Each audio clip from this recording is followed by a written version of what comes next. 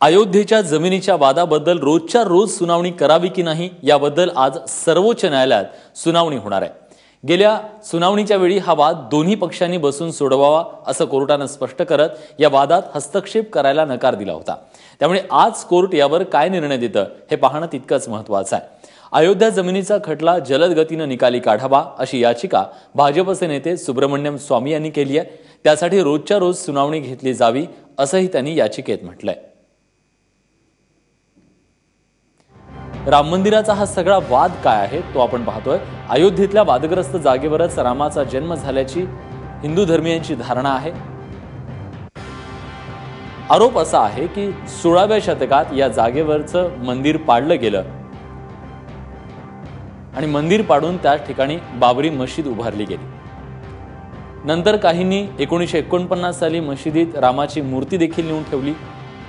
तेव्हापासून या जागेवर वाद निर्माण झालाय। 90च्या दशकात भाजपने मंदिराचा मुद्दा उचलून धरला, देशभरात त्याच्याबद्दलचं आंदोलन पेटलं। 1992 साली वादग्रस्त जमिनीवरची वास्तू पाडण्यात आली। पुरातत्व खात्याच्या खोदकामात मंदिराचे अवशेष सापडल्याचा दावाही त्याच्यानंतर झाला। गेल्या 65 वर्षापासून हा वाद न्यायालयात प्रलंबित आहे।